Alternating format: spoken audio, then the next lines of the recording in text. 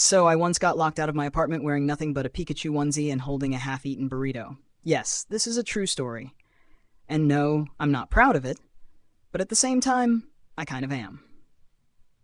It was a Tuesday. I remember this very clearly because my neighbor Carl, a man with the fashion sense of a confused time traveler, only waters his plastic plants on Tuesdays. More on Carl later. Anyway, the day started out so normal. I woke up around noon, which for me is technically morning, and decided to be productive. By productive, I mean I made my bed and watched a 4-hour video essay on why Shrek is secretly a metaphor for late-stage capitalism. Honestly, I felt like I'd earned a reward.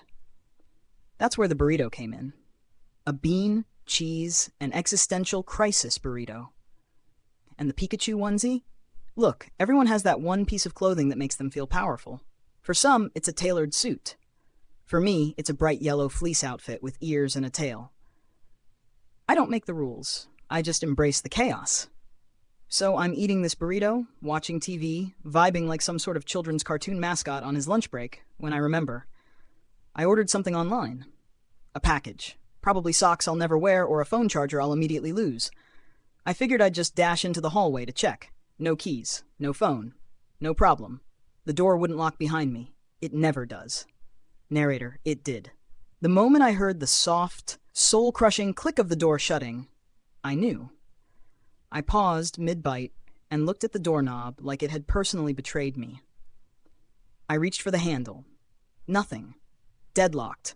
My hand was holding a burrito. My body was wrapped in bright yellow fluff. My soul left my body briefly to look down on me and say, "You absolute idiot."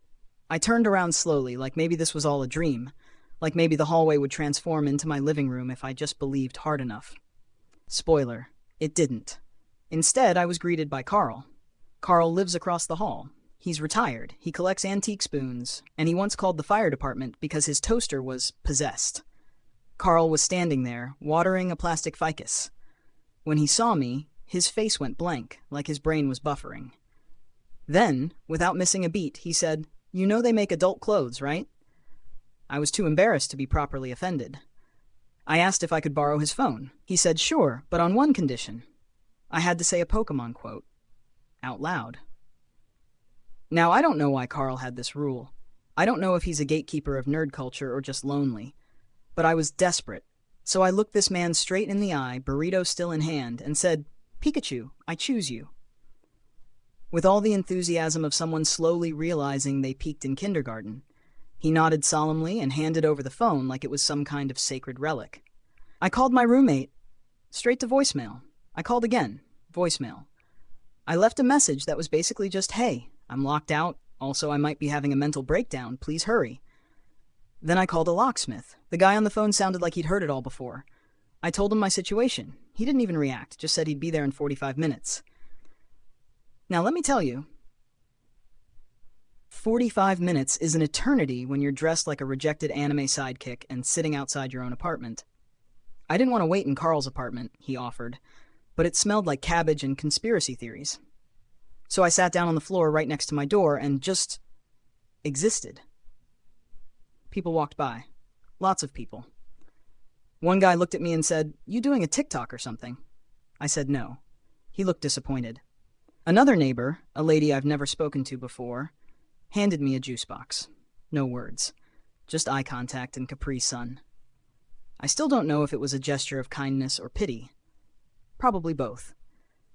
At one point I tried to climb into the window, completely forgetting that I live on the 3rd floor and that I have the upper body strength of a boiled spaghetti noodle. I gave up after approximately 3 seconds and nearly dropped my burrito in the bush below. And yes, I was still holding the burrito the whole time, like some sort of comfort food emotional support item. Cold, sad, falling apart, much like myself. Finally, the locksmith arrived. Now, I expected at least a little reaction, a chuckle, a smirk, anything. But no, this man was made of stone. He saw me, nodded, and said, "This the door?" I wanted to be like, "No, I just stand outside strangers' apartments dressed like Pikachu for fun." But I held it in. He picked the lock in under 2 minutes. Absolute wizard. I paid him in crumpled bills in gratitude, and he left without saying a single word about my outfit. Professionalism or trauma? We may never know. I walked back in, slowly, burrito still in hand. I sat down on the couch. looked around, and finally finished the burrito. It was cold, it was soggy, and it was the most satisfying thing I've ever eaten. After that, I made some changes. I now keep a spare key in a hidden spot. I also upgraded to an Eevee onesie, but I haven't worn it outside. Yet. Moral of the story, lock your door after you get your burrito.